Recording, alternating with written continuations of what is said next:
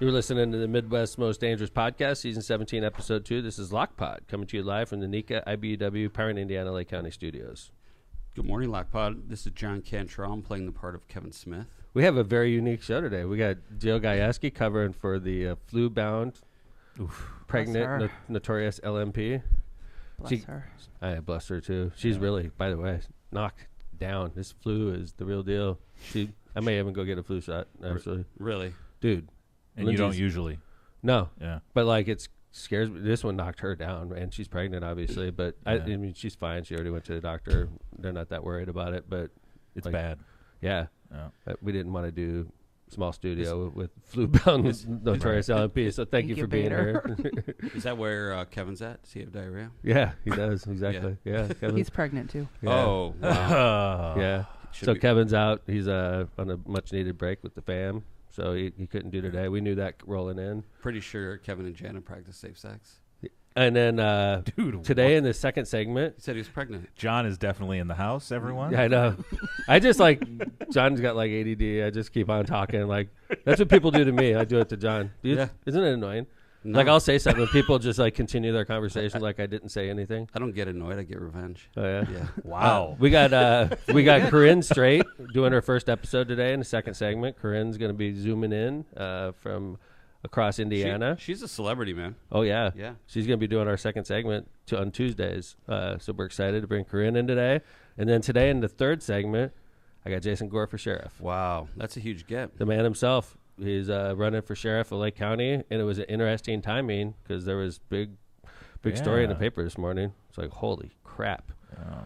I would not want to be the Lake County sheriff right now. Like, that's the State Board of Accounts is officially up his butt. And that's not a good feeling, I don't think, having the State Board of Account up your butt asking about $300,000 in spending that they're questioning. Yeah. No bueno. Are you guys going to talk about that? I think we'll probably touch on it with Jason, right? Yeah. John, I mean, like, as a lawyer, when you see an article like the one you saw this morning. Well, I mean, there's a lot of ways when people come in and they file a State's Board of Accounts complaint, people come in and they say, hey, you know what?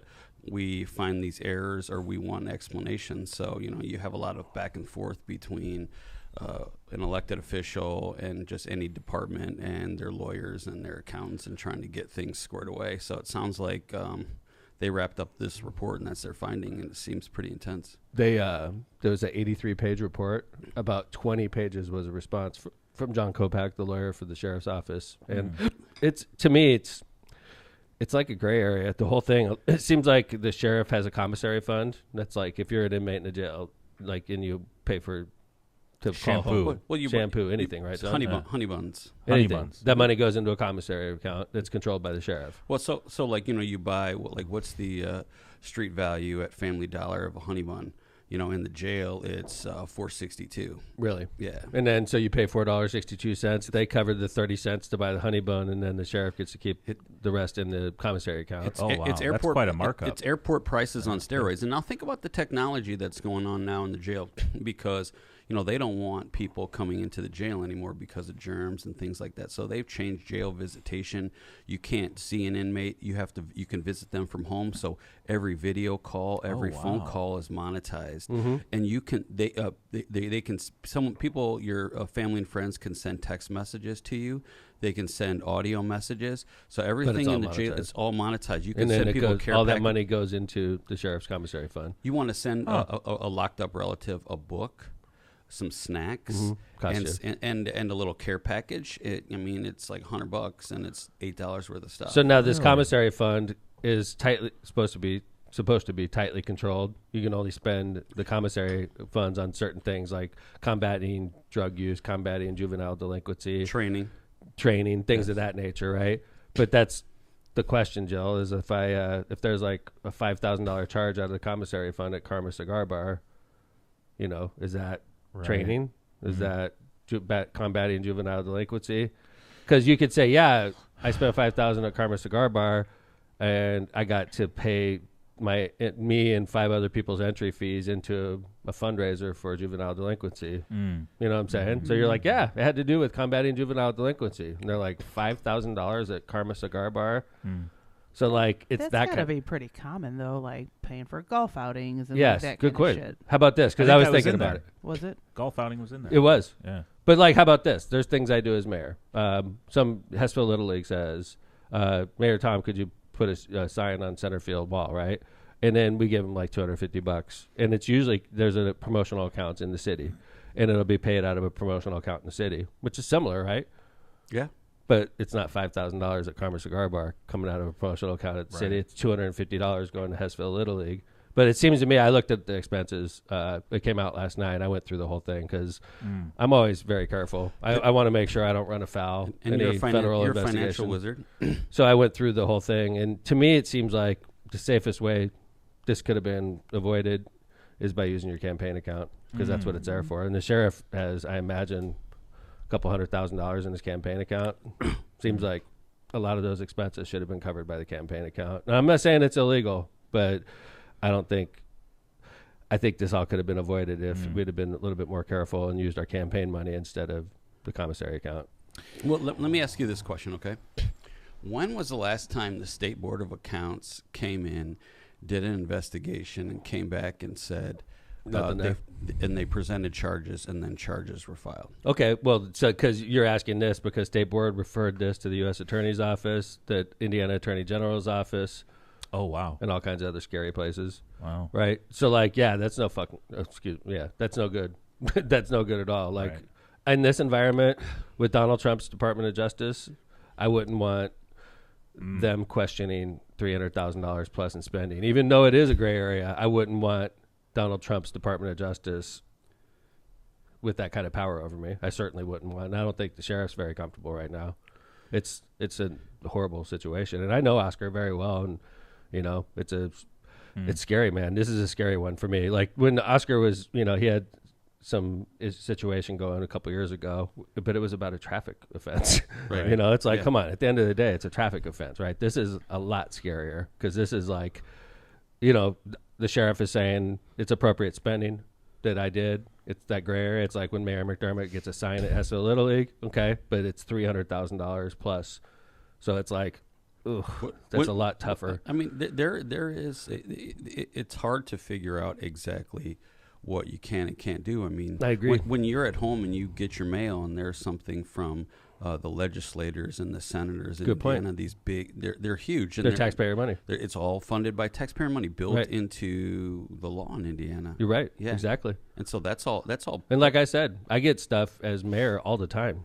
And so what they've done over the years, this is nothing I started. They created what they call promotional accounts. The council people have them too. And I don't know if every city does it the way Hammond does, but there's literally a little bit of money put aside in my budget and in the council's budget where when we get asked, do you want to donate to the Hermits Social Club for the dinner fundraiser they're having, you give them $150, $200 out of that promotional account. And it says Mayor Tom McDermott sponsored this event. I get hit up all the time. Like, do you want to put a banner in the outfield? That's how we do it in government in Hammond. Okay, I'm not saying that's appropriate. I mean, I hope it's appropriate because Kevin knows about it, and but I'm not saying that's why Kevin's not here. It's Kevin's fault if it's not appropriate. Kevin, don't come back. Yeah, right. Hey, John, I have a question for you. Yeah, please. What's the coolest thing that you can get from commissary? I mean, now you can get so many things, but I love when people order a variety of different foods and then make pizza. You get a pack of tortillas and you wet them a little bit. You get them stick together. You get some ketchup, and then you get some honey barbecued Fritos. And and some hot sauce, and it's pizza night. And so that's a cooking segment. We should jailhouse cooking. I love it. That would be hilarious, like a YouTube. The jailhouse cooking. We're here in the Lake County Jail. That making would pizza. go viral, man. Send us your best video. We'll put some money in your commissary. Okay, so this is how you make jailhouse wine too. So sometimes like I'll go visit an inmate, and I'm sitting there, and the visit's over, I press the button. Somebody will come on the intercom like, "You're going to be in there for 15 minutes because we got some shit going on out here." I hear all this yelling in the hallway, and I'm like, 15 minutes does not mean 15 minutes in the jail. So, I spend a lot of time talking, so I ask them all kinds of questions about the jail and like the food they make. It's fascinating just how you heat up coffee because like making Folgers crystals with cold water is terrible. So, I have a lot of clients who will take the cable wire out of the TV. They'll get their ass kicked because they messed up cable for a couple of days, but they take the wire and they wrap just an aluminum Chips Ahoy bag and they stick it in the outlet. The Chips Ahoy bag gets heated up and they come in and they heat the coffee with a wire that they stick in an outlet. That's crazy. Yes, I know how to make hooch. The key to making filter hooch, it through your socks. No, the key to making hooch is to come in. Like a lot of times, like hooch will smell, so they'll take it in a straw and they'll put it in a shampoo bottle or a conditioner bottle. So then the bubbles smell like strawberry shampoo. Because most of the time you get caught because the bubbles smells very shampoo-y in your so it smells real shampoo-y. Like I'm a clean inmate. Yeah. There's all kinds of good stuff going on. I love jail stories with John. Yeah. I need a prison DIY segment. Oh yeah, for sure. You could go to KFC and end up incarcerated. If you do, call me. Don't give a statement to the police. But fuck the Nice. police. Yeah. Jill's brother is a cop, for the record. We're fine. Yeah, he's joking. It's fine. Just because your brother's a police officer doesn't mean that you should. I don't talk to to him him. either. She could say that. Yeah. Jail stories with John. That's Jail the new stories segment. with John. Yeah. Plead the fifth. Okay. So, Always. dude, I saw another crazy freaking bird situation the other day. Well, first off, this was not a crazy one. I saw a bald eagle fly over my car right by the Hammond Sanitary District the other day. That was not crazy. It was cool, though. That's pretty crazy. And remember, I think it was a couple seasons ago, I told you guys I saw a falcon get hit by a semi on the boulevard. Outside of the taco shop. Outside of the taco shop, And right? I was questioning you. You were going to get tacos. Were you impaired at all? And you said no. That's true. But Yes. no, I did see it. But so like the other day, I guess it was a couple weeks ago, one of those freezing cold days we have, right? Yep. I'm driving on Klein Avenue over by, remember where Part 3 used to be in Griffith? Oh, yeah. And then across Klein Avenue, there's like a marshy area where a bunch of swans and birds and eagles and it's a really big marshy area. It's like a nature It preserve. is. It's literally set aside for a nature area, right? Yeah. So I'm driving south on Klein Avenue. It's like 0 minus weather, like freezing cold, and I see this swan start running across, like jacked up though, like running like it was hurt or sick or something on Klein Avenue. And I'm like, and this swan's freaking huge, dude. It's like, I don't know, it's humongous. I wouldn't have tried to pick it up. It's bigger than I would want to pick up, right? Yeah. And I'm sitting there and it's like, first off, I don't want to jump out and help the swan. I'm on Klein Avenue in my truck, right? And there's another car next to me and we both just like slow down and stop on Klein Avenue. And I'm sitting there, so I have police lights on my car. I throw them on. I'm like, just trying to be like, okay, like there's a situation here. I want to be safe, so I put the police lights on. And the guy is looking at me, and I'm looking at the guy, so I'm about to jump on 911 and say, hey, we need a traffic situation. There's this beautiful swan on Klein Avenue. It's like a highway, right? As I'm sitting there, I'm looking at the guy next to me. Dude's looking at me. He's like, what are you going to do? I'm like, fuck, I don't know what to fucking do. It's a humongous swan, just like, and it like sits on Klein Avenue. Just sitting there. It's like, this is where I'm going to sit, right? And then as we're looking at each other, and I'm like, okay, I guess I should call 911. As we're doing this humongous box truck is like going like 70 miles an hour, which is scary. I'm sitting still on Klein Avenue, and it swerves to avoid us, and it freaking annihilates the swan like right in front of us. Problem solved. Like freaking white feathers everywhere. The body of the swan gets thrown like 20 feet away, and the truck never stops. Just like keeps going. And I'm sitting there like, I'm in danger here. Like that goddamn car could have hit us. Go, yeah. Yeah. So I like turned off the lights, looked at the guy next to me. I'm like, our job is done, right? We tried to help, and we just like drove off. I read that in the notes, and the first image was when Randy Johnson hit that bird. Yeah, when he was. I was was trying to fixing- figure why, because you said. Yeah. One in a million shot. 1 in a million. Oh, I that still was think crazy. about that Exploded. from time to time. That was amazing. I think about Fabio on the roller coaster. That's a better bird collision. Did he break his I nose? forgot about that. Yeah. Oh, that's right. Yeah. That's what you get if you're a pretty boy sometimes. But what is it with me and watching birds get destroyed? That was a horrifying story. I mean, I didn't finish Dude, that note was, in the. It was beautiful. It was a beautiful white swan. majestic. I wonder if it was hit before I saw it, or if it was just sick and it just wanted to kill itself, because that's a good place to kill yourself. Just sit on freaking Klein Avenue. I mean, sometimes when it's freezing, like you're walking to your car, you're like, I'm just going to lay down. Like, Dude, just forget it. It was so cold that day. It was one of those just nasty cold days. And it just was like it gave up. Like, this is where I'm going to hang out for a little bit. They sit in freezing water, so do they really feel that much? I don't know. It was so sad. I think it's just it got tired. destroyed. Yeah. For those that destroyed, there was no chance it lives. Yeah. For those that don't know, like, you don't want to sit down on Klein Avenue. No. It's not a road you sit down on. It's basically a highway. That's why I was sort of a dumbass. You shouldn't go the speed limit. I agree. It was that car was going 70. It was a big box truck. It was like hitched up too. So high like a semi. It just drove right over it. And keep this in mind. You shouldn't stop there, but also do not 1,000,000% get out of the car. It's always people that are out of the car helping people. I know, John. That get I almost did it. Just get out. Call a tow truck. Get out. Yes. I'm lucky, dude. Yes. It's like because I was just naturally. I just wanted to help this bird. I was like, what is this bird fucking doing? And I wasn't even thinking, because when I slowed down, there wasn't a lot of traffic around. Yeah. Actually, the box truck driver is an asshole. Like, honestly, when you think about it, that guy just fucking plowed into it. He could have stopped. He just was like, fuck that bird. I think if he tries to slam on his brakes, you die, though. Okay. Because it backs up and I it take that back, and box truck driver. Yeah. Thank you for You're a saving my saint. life. Yeah, that was dumb of me. I shouldn't have stopped.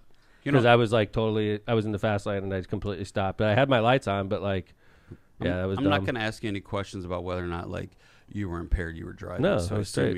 Yeah. So these bird things really did happen. So I see where you're coming from. This really happened. Yeah, I don't know if it's like bad luck. I keep like seeing birds get destroyed.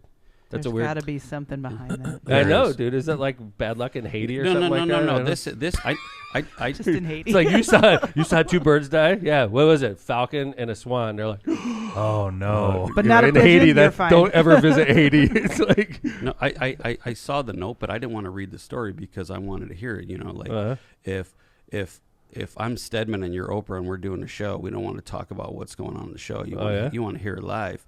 So I mean, if you come in and you are like seeing all these different things and you believe them, it's fine. Okay. But why? Like you're still Christian, right? Yeah. Okay. Like I'm asking you questions. I'm questioning my faith. I'm asking you questions about your religion because why are your lights still up and on? Your Christmas lights. Do you have a different Christmas than the rest of us do? Yeah. Johnny and I are neighbors. John lives in the next block over. Yeah. Dude, you think that's because Tom McDermott wants the Christmas lights on, or you think it's coming from a higher authority? Oh, If it wasn't your decision, then I shouldn't question it because I appear in front of Judge Marissa. Yeah, let's talk to Judge Marissa about that. Yeah, she has a thing about Christmas lights. Your Christmas lights are still up. And on 24 hours a day. Yeah, we love you should NIPSCO. 311. I'm okay with that. You should 311. Would you do it? No. Would you 311? No. Complain about the mayor? That would be classic. Not John. from my own phone. Yeah, dude, that would be hilarious. You can do it anonymous. It's fine. And then you would force like code enforcement to knock on our door and be like, Mayor, we got complaints about your Christmas lights being on. Bill Luder would be out there like taking pictures of your house. That would be so funny. So Judge Marissa wants to keep the Christmas spirit alive in your house. She's still. I think we're the last ones on the block with the Christmas spirit, John. Obviously. Well, I mean, a lot of people still have their stuff up, but not people still don't have it on. We have when Marissa has a rule. Her rule is when you turn the Christmas lights on, they stay on. Okay. For the whole trip. For like during the daytime, everything. Oh wow. Yeah. It seems like a waste of energy. I agree, but she's a judge. What am I supposed to do? She's my wife, you know. And she's like, she's in the Christmas spirit, Jill. I don't think you are. You know. I'm not. I don't think I've ever Also, seen Christmas Jill is in over. any kind of spirit. Just disgruntled. What's the etiquette for? Good question. Yeah. What is the etiquette? When are you supposed to turn your damn lights off? Because I don't love NIPSCO. My NIPSCO bill is outrageous. When your Christmas spirit fades, I think it's just like on a case by case. Then basis. it should be off. My Christmas spirit is faded. Sometimes you just have a great Christmas. That's and a you're good just title. Riding the wind. My Christmas spirit has faded. But I mean, if you're still feeling and you have a great Christmas, you're just like you want to keep it going as long as possible because once Christmas is over, January and February are so fucking depressing and horrible. Yeah, so you want to hang on. So I agree. I think that's Marissa's justification. No, it is. Is your tree still up? Yeah, with the lights on. Well, of course, you're not going to leave a tree up without lights. By the way, you know how we have the rule at the end of the season about making the show title appropriate? Yeah. So, We do? John, yeah, we do, because we did 1 year. 1 year we ended the season. Go and fuck yourself. Go fuck yourself. And it was up there for like a month and a half. That was, if anybody wanted to look at LOCPod and look at our last episode, it said, go fuck yourself, right? So we're like, hey, we can't do that anymore, right? Because like it's not good form. We want people to watch our show, and we don't want to tell them to go fuck ourselves. So John missed the last episode of season 16. Don't get me started. And so it was a good episode, Yeah. right? And we were like, we were yucking it up, right? And Chris was doing our show that day, and Chris named it the last show. Don't trust that fart. It's like, dude, Disgusting. the whole freaking month and a half we're off. That was our last episode. Disgusting. Much worse than go fuck yourself. The most classless episode title ever, and it's just sitting there for a month. You can't take Month and a off. half. Month and a half. I mean, Yeah, don't ever take off, man. you know, it is solid. Chris didn't know we had a rule like that. It's Yeah. good advice. It's really good advice, though. Yeah, Sometimes it was you because shouldn't. I was taking magnesium. I still am. I've never had any problems like that. For How's the that record, going? How's that going for it's you? done great. Good. Honestly, you know what's crazy? I never dream, and then I started taking magnesium. I'm dreaming again Like, Whoa. because I'm sleeping deeper. are they erotic dreams? They're Should I freaking take crazy. magnesium? No, How many dude, they're milligrams are you Usually, taking? honestly, Birds? Are there birds in them? no.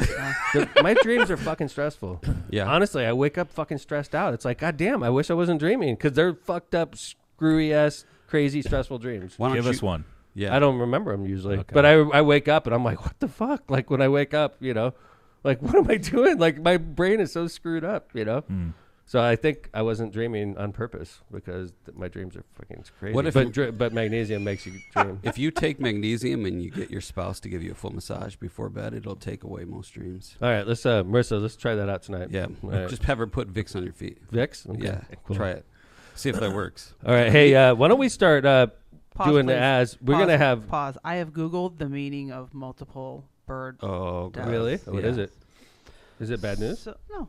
Okay. So, seeing multiple dead birds often symbolizes major life endings, grief, disappointment, or a need for transformation.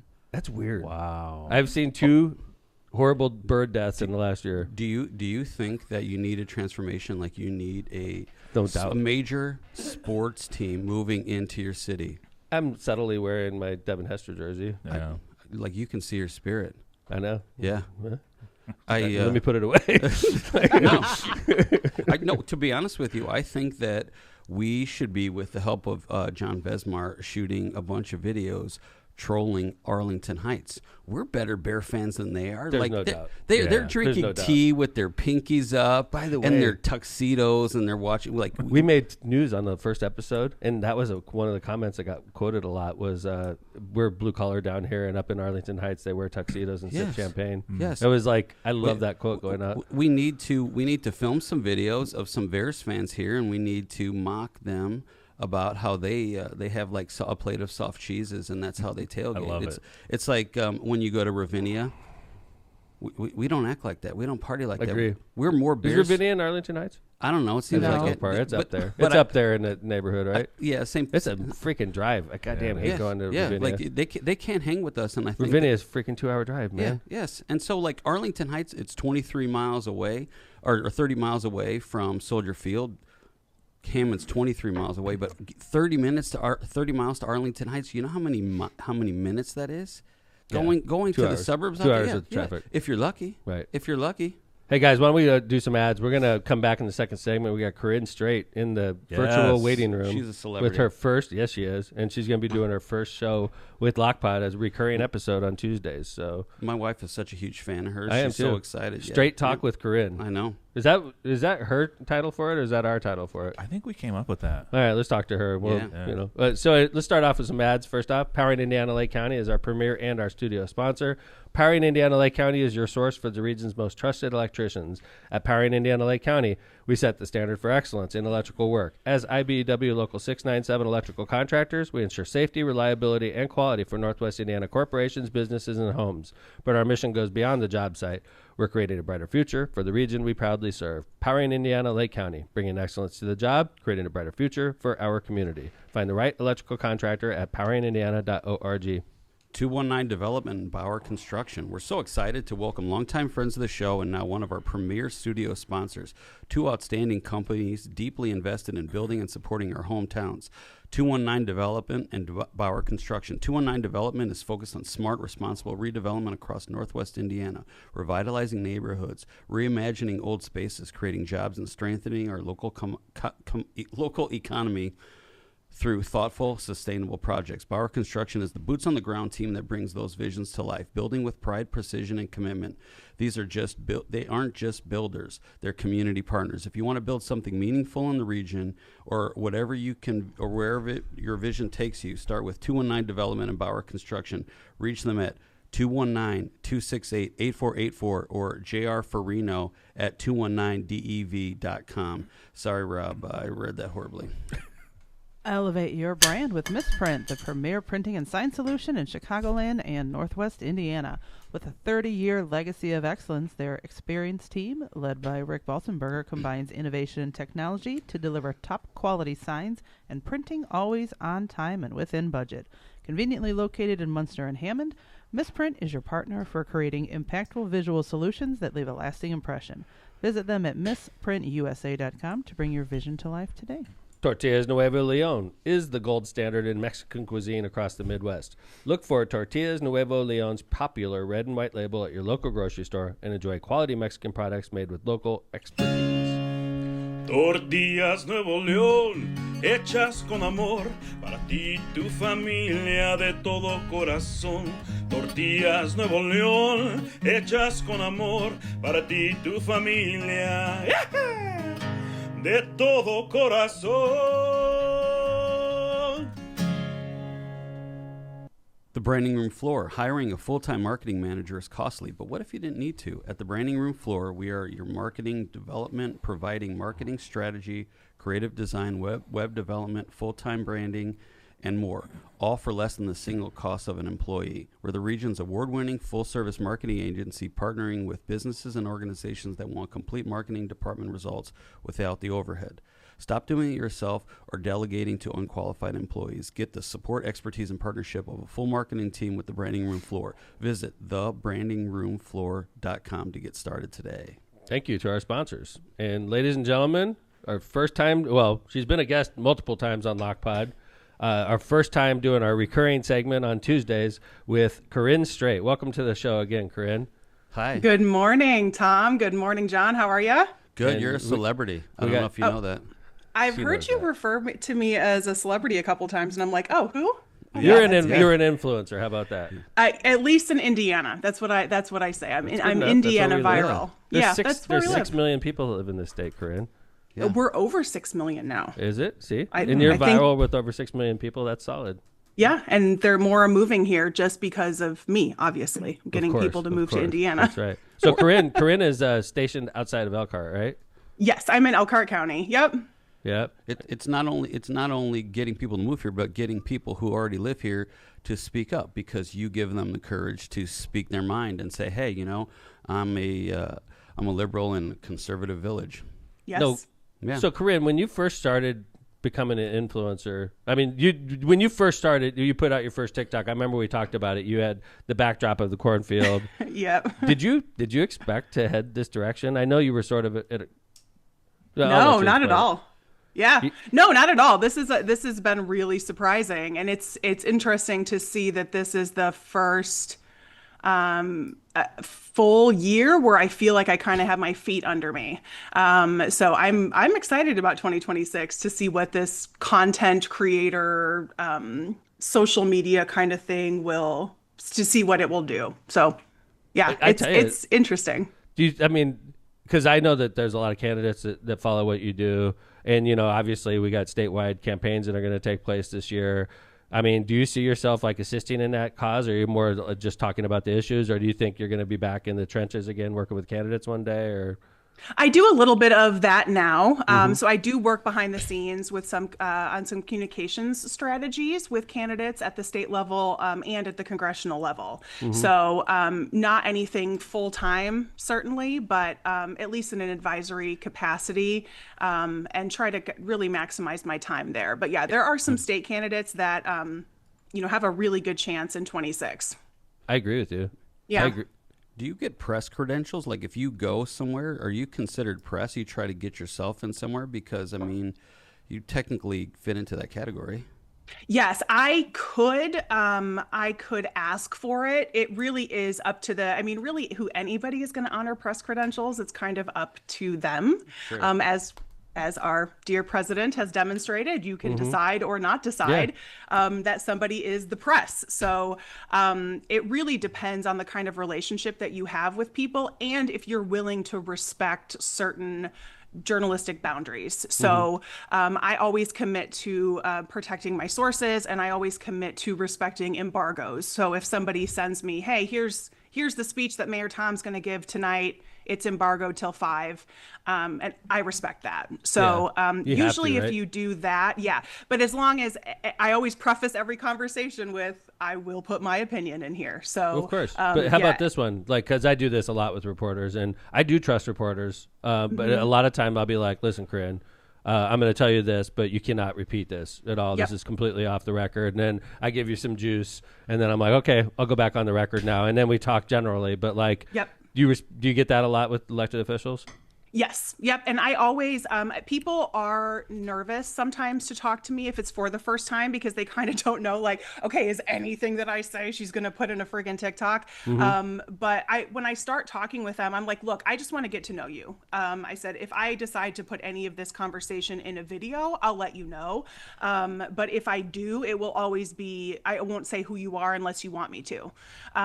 So it will, they could mention something about a certain project that I would interject maybe into a future video where I talk about that project, but I won't ever reveal who they are. So I try to get people to let their guard down a little bit, but a lot of candidates are starting to see the value of getting certain people, not necessarily on their side, but getting their message out via social media. And that, especially for Indiana, has really taken a turn in the last year where I have way more people proactively reaching out to me. And a lot of them are younger staffers who are working in different aspects of government in the state of Indiana. And that's really exciting because they're like, the people that I pop up on their algorithm because I live here in Indiana. And so even if they're going to hate what I say, the people doing communications work for these entities recognize that power. And if people, I get so many people who like, especially on Facebook, because I think the algorithm works differently on Facebook, where I'm getting pushed to people just because I'm in Indiana and they get really mad. I see all your stuff. You're obviously, you and I are in the same, same ballpark, same party.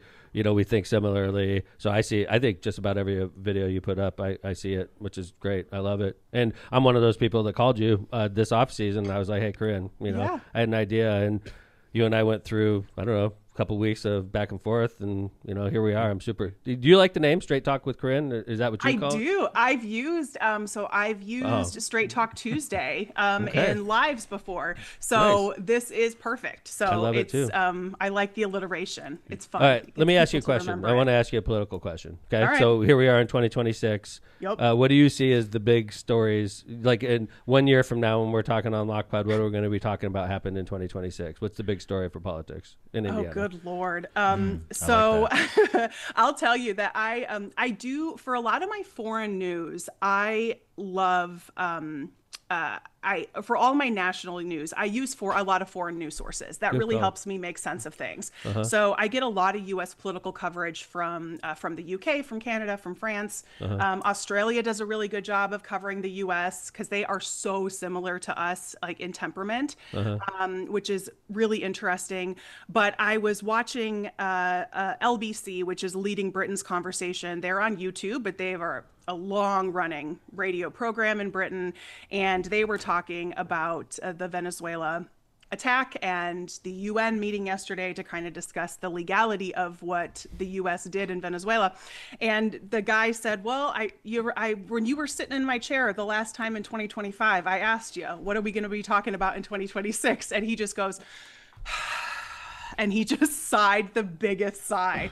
And he goes, well, that sigh meant the U.S. was going to invade Venezuela on the third day of the year. Wow. So that's kind of my attitude going into 2026 is just like, oh, who knows what fresh hell awaits us. But Buckle I up. do think from a political standpoint, whether or not it's going to lead to substantive victories on the Democratic side, engagement already is through the roof in certain places, even like Indiana. The people who were, I was watching a protest yesterday in Grand Rapids, Michigan, people who were out protesting the U.S.'s involvement in Venezuela. They even arrested a protester. It was ridiculous. So that kind of engagement from smaller towns, getting out on the street in terrible weather, that to me is a really positive sign because So when you look to Indiana, then what do you think? How is that going to work out for us? You think the Secretary of State candidate's got a shot this year?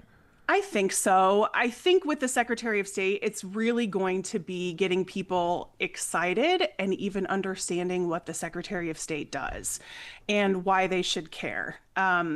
These off-year, I guess, quote-unquote off-year elections or not statewide elections where we're not voting for governor, it's just really hard to get people to care about the Secretary of State. And we currently have a Secretary of State who is, I mean, one of the most corrupt people I think we've seen in the state of Indiana in quite some time. And That's Diego Morales. Diego Morales, yep. And he, for now seems fairly confident in his chances for this year.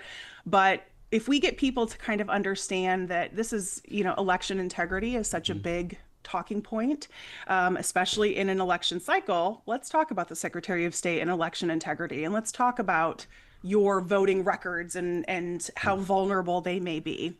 Can we agree that if somebody in the Bai family can't beat Diego Morales, then most Democrats in Indiana don't have a chance in hell? John, that is a very wise statement you just said. Like, that's for where I'm sort of like eating popcorn and watching is like I'm watching Bo Bai, who has every advantage you could possibly have in politics, run against a young lady named Blythe Potter, and she is an awesome candidate, and these two are just going at it, and it's interesting to me. First off, because I see Bo Bai, a guy with all the advantages, and I see Blythe just going toe-to-toe with him. That tells me a lot about where we are, and then, God knows what's going to happen in the convention. I imagine... I'm sorry. No, don't say sorry. It is. I have been excited about this race because I have always been one of those people on a political strategy side. And I know that many like minds disagree with me, but I am all for a primary fight. I am all for Corinne, I totally freaking agree. Oh Our freaking party has been fixing primaries for my entire career. So long. It's so ridiculous. If you're not good enough to win a primary, then why should we protect you? You're going to lose in November. You have to have a primary. You need everybody going out and riling up Democrats, getting people registering to vote, riling up the base, and getting ready for a war in November. Corinne, when I ran 4 years ago in 2022, off election year, like you said, one of the mistakes I made when I was the only one that qualified with the signatures, right? Yes. And I had two other challengers that didn't qualify with signatures, and they both filed against me, right? And I was like, how the hell can you file against me if you didn't get the signatures? So I knocked both of them off the ballot, okay? Yep. In hindsight, I should have fought them. And went out and it would have been dumb. A lot of people would have been like, what are you doing? You're wasting money. But what that could have done is fired everybody up to go out and vote for me. And then if you vote in the primary, you own that candidate. You're going to vote for him again in November. I look back on it and I wish I would have never done that, Corinne. But I don't. I know why. I know why that you wanted it done because I worked my ass off to get those signatures. And you had so many people just fly over the state. You had it diagrammed in the sandbox. You dispatched everybody to different areas, and you got it together. If I wouldn't have ever done any of that had I known you could just file. Yeah, you're like, wait a second, I wasted didn't a lot have of to time. do any of that shit. Okay, Yeah, ridiculous. I'm like, I spent a week in Carmel for nothing. Yeah, right. We learned a lot this year. You could just do whatever you want. Yeah, right. I didn't know That- this. If I would have that's known the this in theme. 22, it would have been all different. Well, that's you guys were talking about like the wrap up title of the end of the year show. It'll just be, do whatever you want, nothing matters. Yeah, It's true. Nothing That's matters. the truth. That's a good show title too. Yeah. Do whatever Well, you I want. do- Nothing matters. The fun part about a primary fight is I like the debate possibility too, because I do think there is a broader disservice that is being done to voters who are not conservative or not whatever we want to call it, not MAGA in Indiana, because in a two-party system, you're presented as a monolith. So it's quote unquote, the left is all of this and the right is all of this.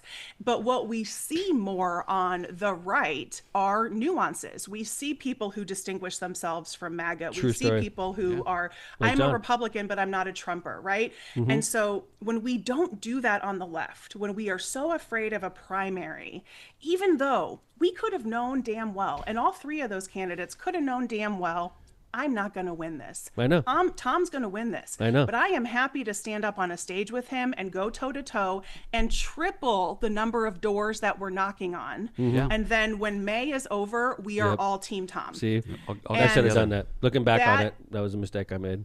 And that's why I kind of like this Blythe-Bowe fight, because it's drawing more attention to the race and the importance of the race. Because as we saw just a few months ago, Diego and Todd, like I was like the crack team of Diego and Todd that are going to star in like a terrible Lifetime buddy cop movie, sent all of our shit to the Trump administration, sent all of our voter records to the Trump administration.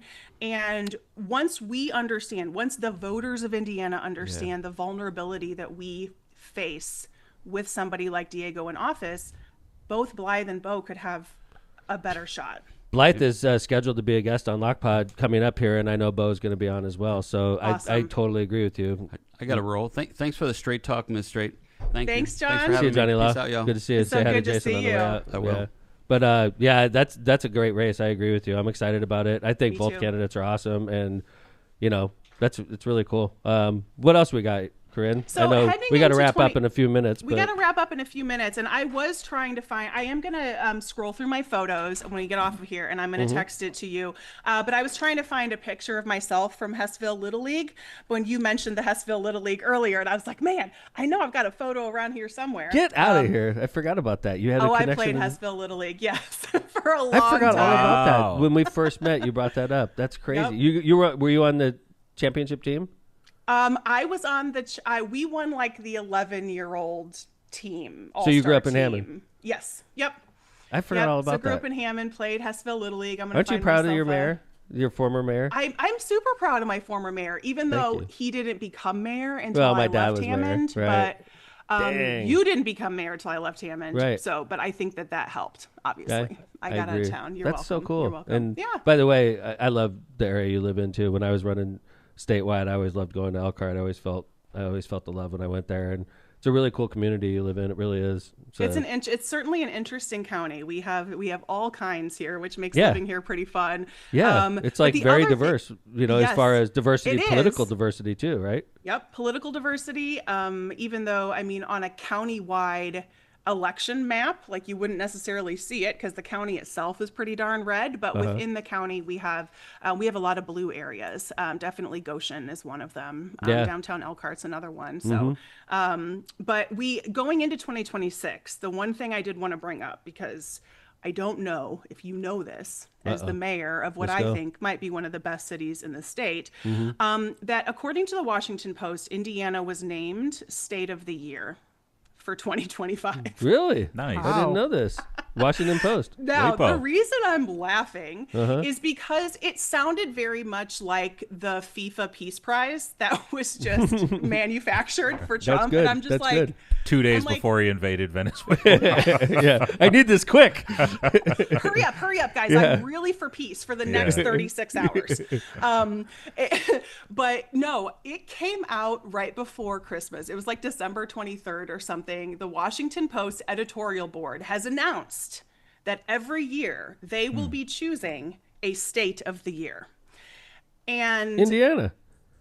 won the first one. And they said they are doing this because the simple antidote to pessimism about the state of politics is to look beyond the beltway of Washington. And in that spirit, the Post editorial board is beginning a new year-end tradition, naming our state of the year. The winner, this part, I laughed out loud.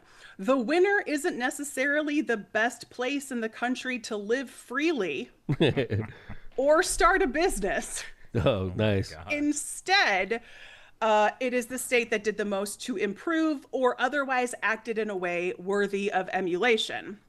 So that part really made me crack up, because live freely, okay, for very, some people get to live freely in Indiana, but also worthy of emulation. Obviously, the bar is like on the ground here. So the only thing that Indiana had to do to win this award was vote down President Trump's map redrawing effort in the state Senate. And it cracks me up, because so not only did they get this award, but they didn't exactly reject Trump's plan full out. We started talking about this shit back in July. We had to go all the way through December. We had to start a legislative session early, and then they voted it down. So we still wasted a whole bunch of time, and then we get this award from the Washington Post. So, I mean, let's all just walk around with like pomp and circumstance playing as we go about our lives in Indiana, because we are the inaugural state of the year for 2025. You know what? Like I mean, said, I guess the bar's like low. when you think about it, though, what the Senate did was completely unexpected. So, Yep. I mean, God bless. We'll take the wins where we can get them. We'll take the W's, right? We will. Yep. That's And good. a win's a win. Even Speaking if of it's win, by 1 point. I like your sweater. Hopefully the Hoosiers have a good weekend this weekend. We're Let's gonna hope take so. we're gonna take out Oregon just like they did in Oregon. So I feel real confident. But I appreciate your first segment, Corinne. It was a good start. So This was so fun. Thanks for having me, Mayor Straight Tom. Talk with Corinne. It's going to be every Tuesday, second segment of every Tuesday show. So thank you so much for coming back, and we will see you in a week, Corinne. See you in a week. Sounds All right. good. Take Thank care, you. y'all. Take care. Straight Talk with Bye. Corinne. All right. Okay, let's go ahead and do some ads. We got Jason Gore. I'll go grab him. Does that You go sound grab good? him? Sure. Yeah. The next Lake Okay. County Sheriff is in the studio. He's in the green room waiting. So let's go ahead and get these ads, and when we come back, we're going to have Jason Gore, Lake County's next sheriff, in here. Let's start off with Cantrell and Cantrell. He was here earlier. Attorneys at law. Are you injured or in trouble with the law? Give Cantrell and Cantrell a call and schedule your consultation with somebody who's in the court and at the jail every day. He's at the jail right now, on his way. Call John Cantrell at 219-554-4LAW. That's 219-554-4529. Or visit their website at bettercallcantrell.com. John and his wife, Kristen, make a great team and are waiting to hear from you. Enjoy dry January with a cold alcohol-free beer. Michelob Ultra Zero is a superior alcohol-free beer that has 29 calories, 6.5 carbs, and a new lime-flavored option for 2026. For those that love craft brews, try the new Golden Road Mango Card NA or Elysian Easy Dust IPA. Don't forget about Stella Artois 0.0, which is brewed to give the import drinker a perfectly balanced alcohol-free beer.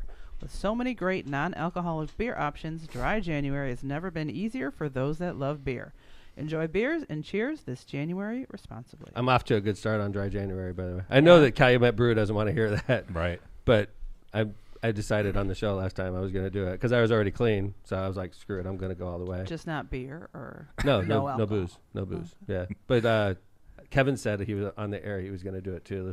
There's no way. I agree with you. There's no way. So we're going to have to check that out next show, okay? Yeah. Kevin's drunk right now. Probably. Absolutely. Yeah. He always hits it early. He- Never mind. He does not always hit it early. MCR Partners is your one-stop destination for top-notch expertise in economic development, finance, and planning.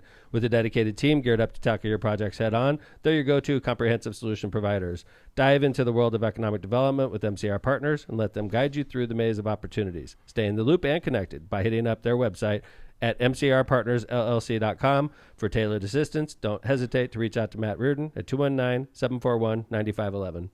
For decades, the Ron J. Prestomer Insurance Agency has been located right on Indianapolis Boulevard, serving all your insurance needs.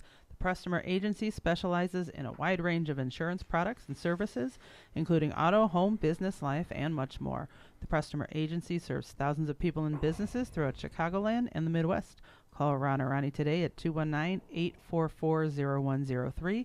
They're here to protect what matters most to you. Byway Brewing is a family-friendly microbrewery with a spacious tap room and an outdoor patio serving its award-winning craft beer, a chef-driven food menu, and craft cocktails on draft. Their brewing equipment and production facility offers a unique backdrop for events like bridal showers, reunions, or corporate parties. With their amazing food truck, they can cater to your corporate and private events off-site. Just off 8094 at the Kennedy Avenue South exit.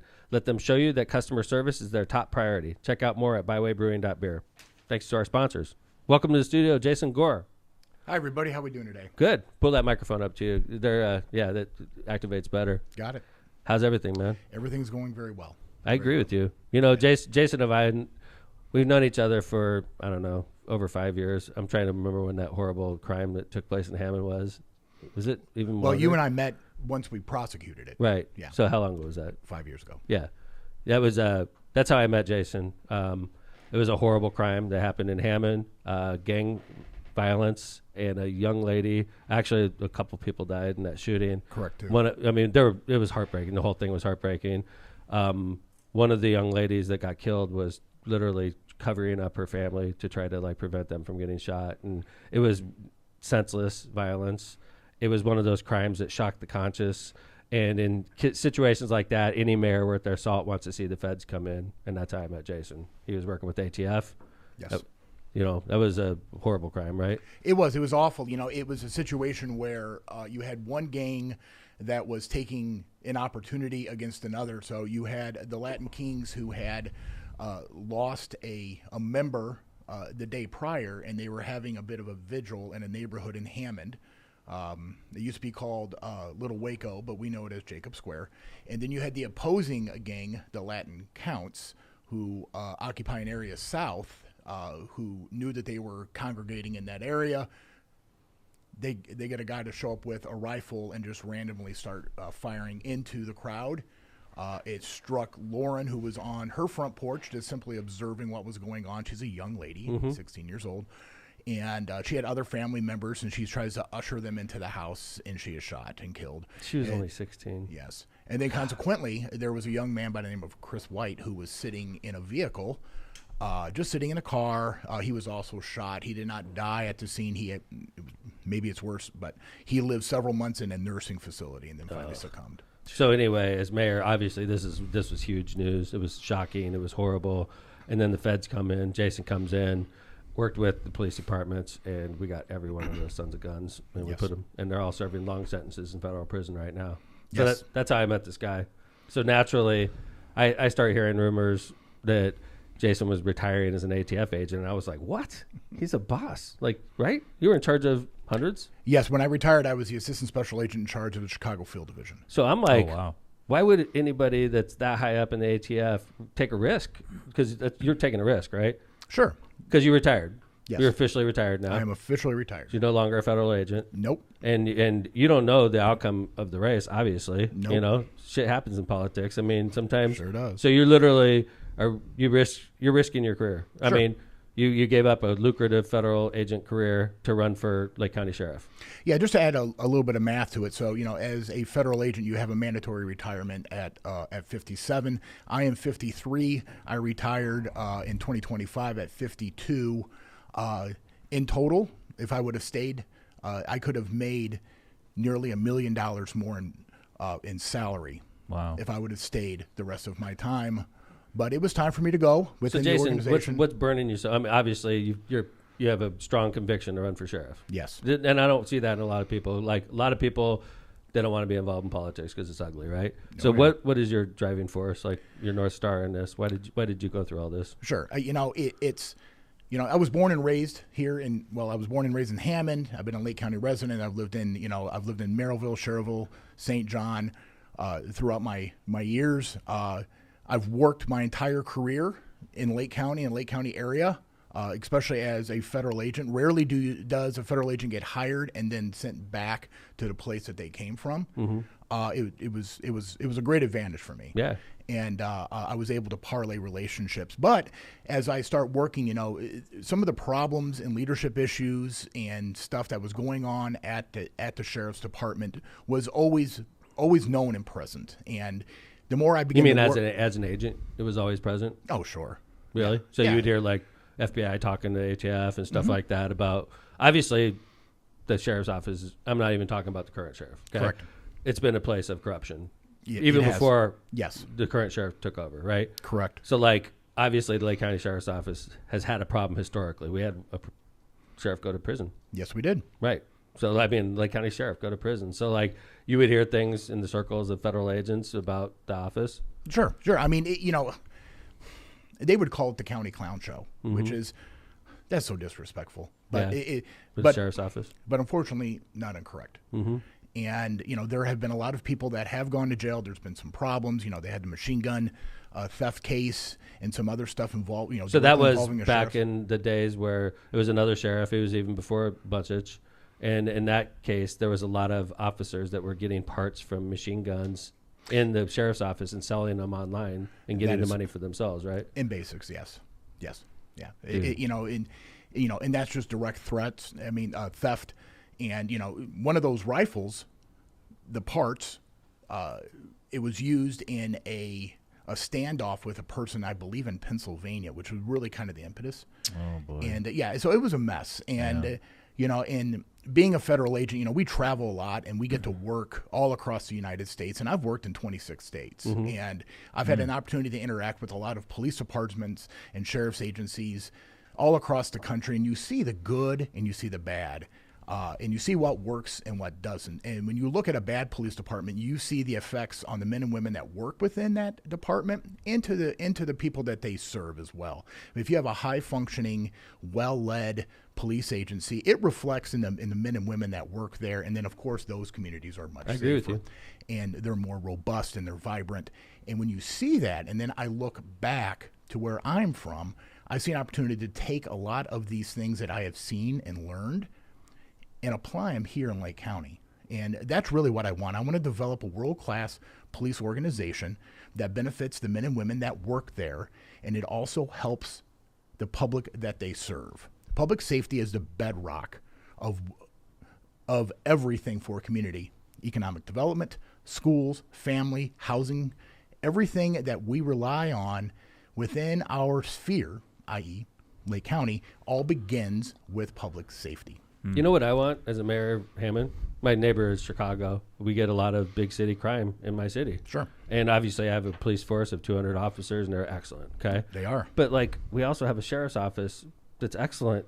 I wish we had more love from the sheriff's office. I'll be honest with you. So, if you do become sheriff, just help us out. This because, all due respect to Winfield and St. John and all these other parts of Lake County, the bad guys are coming through North County. Sure. And it seems to me like the sheriff's office over the years, I'm not blaming any one sheriff, they're more concerned with what's going on south of 30 than what's going on north of Ridge Road. And north of Ridge Road is where the action is. So that's frustrating for me as a mayor. Is if I saw a sheriff officer pull over somebody in my city, I would drop my coffee.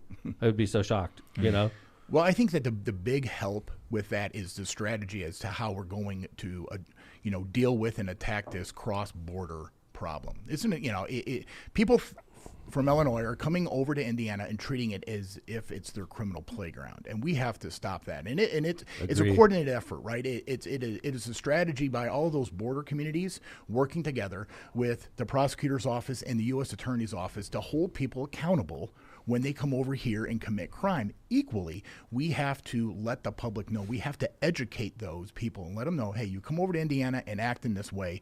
This is our plan, and these are the outcomes.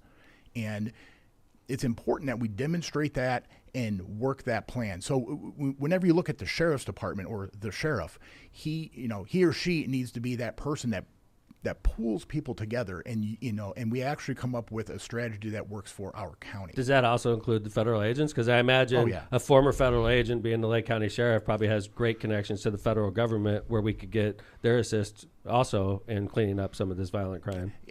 I have I have worked a lot with DEA, FBI, obviously ATF, or my people, the U.S. Marshal. So I have a great relationship, and 100%. They are, the federal component is a very important part. They have unique skill sets and assets. The U.S. Attorney's Office has the ability to prosecute crimes differently than what the state prosecutor does. And when you work together or in tandem, great things can happen. And we can really deter, and that's the whole idea, is deterring people from coming over here and committing crimes, and then we can hold accountable those people who do. That's awesome. So how do you like the campaigning so far? Well, it has been a definite learning curve. Mm-hmm. I endeavored this in April of 25 after I retired, and I was kind of moving along. I was building an organization because that's really what it is. Mm-hmm. And, my wife was my campaign manager. Thank you, Tracy Gore. She's great. She's in chat, by the way. Hi, Tracy. And we a bit more than muddled along, and now that we are moving into what I would say is the fourth quarter, this January, we really got organized, and it began with, and maybe I don't know if I should thank you or curse you, but effective January 1st, Mayor Tom McDermott took over as my campaign manager. And I'm like, and you're wearing a suit, and I'm wearing a Bears jersey. Well, I guess it's the way it should be, right? This is no. I'm super honored that you asked. I'm proud to be able to do it. I think that I'm doing a good deed for the county by doing this with you. Honestly, I felt like that when Marissa ran. Also, I felt like Lake County, you're going to love me for and Marissa. Obviously, they love Marissa because she's great, and I know you're the same way. So I feel like in politics, every once in a while, you get to do good deeds. I feel like I'm doing a good deed by helping you become the next Lake County Sheriff, because your connections and your experience. All due respect to the 5 candidates that are running, or the 4 other candidates.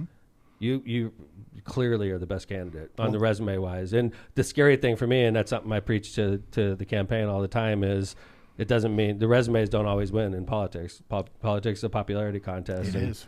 And I know you're aware of that. And you and I have a great relationship. And I think Tracy's done a great job, and I'm glad that she's the treasurer, because that's a big job. We have a great team, though. I'm really excited. We do. I'm super excited. Moving forward. If I can make one plug. Hey, please. Yeah. So it's your segment, man. Yes. January 21st is my 2026 kickoff fundraiser. It'll be at Wicker Park Social Center. From 5 to 7. Tickets are $50. You can go onto my website or onto my Facebook page. $50. That's nothing, man. Well, yeah. I mean, they had a $10,000 fundraiser in Hammond. So well, that's what I heard. It's nice. Yes. It's $50. It's That's awesome. It's about making some money, obviously, yes, but it's also about making friends. Yes, and so I really want a packed house there. I want to get out and meet the people of Lake County, which I've been trying to do, and quite successfully, and I'm excited for that evening. And if you have an opportunity to attend, please do so. I imagine you're going to be on the show a couple more times before May. So our world was sort of rocked this morning when we opened up the newspaper about this race. Actually, it's an interesting wrinkle in this race is what's going on. I talked about it a little in the first segment about the current sheriff is accused by State Board of Accounts of misspending commissary money, a lot of money. That is a big number. Yeah. I saw this last night. I came out of the gym whenever this came out last night, and I didn't have my phone, and I had about 25 texts and phone calls. Introducing me to this. Well, I mean, so obviously we're not running against Oscar Martinez, right? But why would people be? I mean, I know the answer to this. Could you explain why people are texting you? Because obviously Oscar Martinez is not a candidate in the sheriff's race right now. No, he's not. But why is it so pertinent to this race, do you think? Well, it's pertinent in a lot of ways. I think that it kind of reinforces some of the things that I have talked about early in my campaign about being a better way and leading differently. I think it illuminates a problem throughout the state as to the proper use of commissary funds. Right. Now, this isn't the number is probably the highest, but the situation has been repeated across the county. I mean, excuse me. The sheriff in Clark County went down for commissary funds. Correct. And he went to prison. Yes, and whenever I entered this race, it became apparent to me that. Because everybody, started telling me the rumors and innuendos about this kind of situation kind of brewing, and it forced me to reach out to some of my friends that are sheriffs and kind of talk about commissary funds and how they use it and what are some of the best practices. It's something that I could implement and learn from. For sure. And from talking with them, it allowed me to kind of build a pretty robust strategy for how we're going to utilize commissary funds, how it's going to be spent, tracked, and then of course, transparency part of it all. I honestly, Jason, when I looked at the list of, there's gray area spending that occurred allegedly according to State Board of Accounts, I went through that whole list, and I tell you 9 times out of 10, that's the kind of stuff that I pay for out of my campaign committee. Because there's like billboards, when you're going down, there's a billboard that says, the Lake County Commissioner says, Merry Christmas. Mm-hmm. Where's that coming from? Is that taxpayer money paying for that billboard, or is that your campaign money paying for it? Because it should be, in my opinion, that's political. Even though it's Christmas, yes. Right? That's political. You're putting your face on a billboard that shouldn't be paid for with taxpayer money. And I think that's kind of the gray areas that we're talking about is like, what's the most appropriate place for that expense to be made from? So you have to, like, if you look at the use of commissary funds, which are governed by Indiana state code, and it gives you 9 categories from which the monies can be spent. And, they are very gray, as are most laws. But, the State Board of Accounts, they are the subject matter experts on actually how this money is supposed to be. I mean, they do nothing more than travel the state, look into these finances, study. They know all of the nuance to it. And you don't get crossed with State Board of Accounts. Well, and you don't have to. So what I learned from some of the sheriffs was this: is one, you have to have a very competent comptroller, and then secondly, you have to have a good relationship with the State Board of Accounts. You can contact them, and they will tell you. They will tell you if you are in compliance or not. Some of the other sheriffs is like, I'm like, what's your oversight? He goes to State Board of Accounts, because all I have to do is give them a call and run past our idea to them, and they will give us. If they say no, you saved yourself a write-up. You're darn right you did. So there are safeguards in place, and having a strong comptroller, you have to empower that person, and then being, the head of that organization, you just have to accept the outcomes. So if your comptroller says no, Sheriff, you cannot spend the money in this way, then you can't spend the money in that way. But then you know what you do if you're the sheriff, Jason? You go to your campaign account and do it. Well, yes. So you're like, hey, there's a fundraiser at Karma, right? It's for cerebral palsy. I want to use commissary funds for that. And your comptroller says, no, I'm not comfortable with that. You're like, okay, I'm still going to do it. I'm just going to do that on my campaign committee. Correct. That's the answer. Yes. If we would have done that in the sheriff's office, this whole newspaper article is gone this morning. Well, it's like, have a good relationship with your comptroller. Yes. Trust their opinion. If they say no, you have a plan B. Yes. You got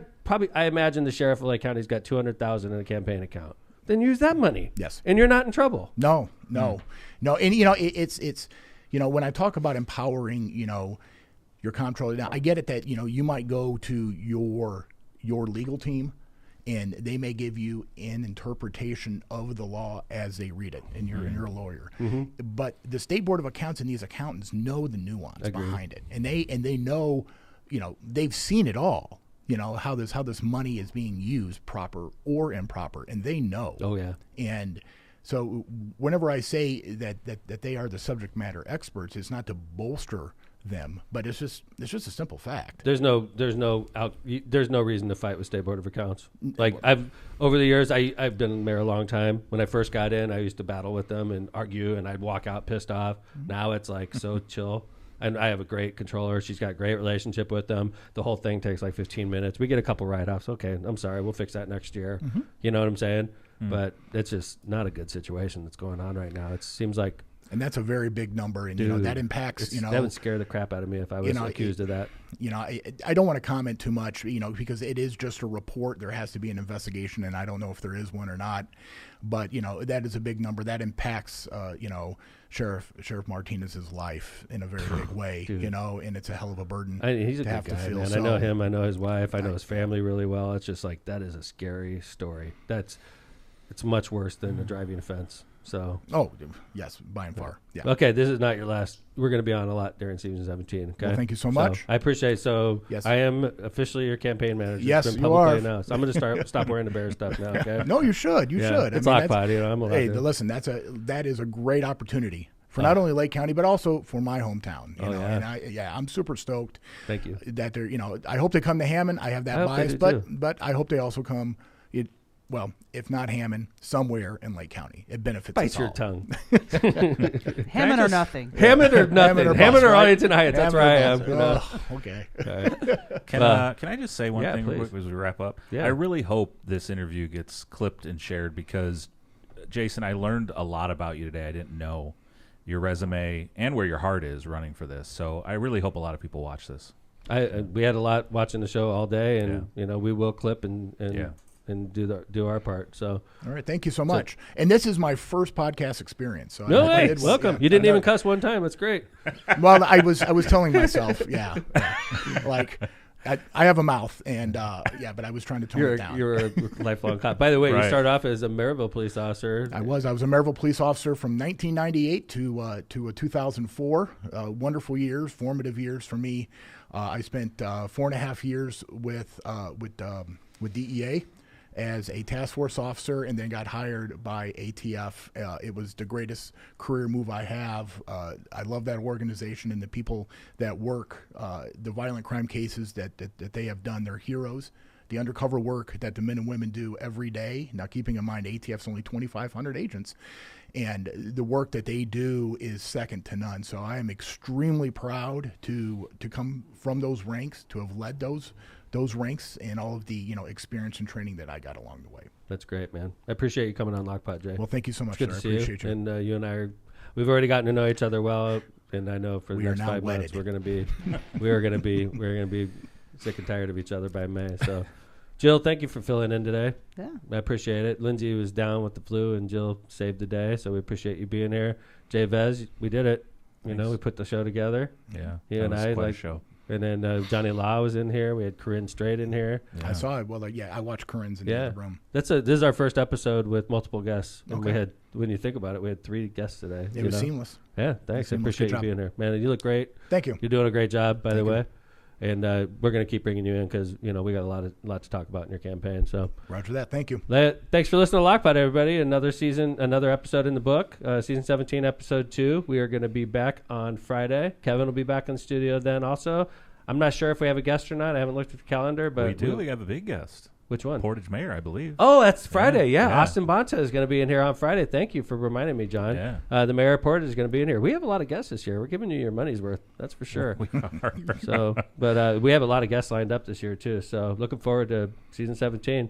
Thank you, everybody. We appreciate our audience. We appreciate our fans. Don't forget to like and subscribe and share and do all that stuff and comment and tell your friends. So, LOCPod's on twice a week. We love you all. We'll be back on Friday with the Portage Mayor, Austin Bonta. Thanks, everybody. Bye-bye. LOCPod's out.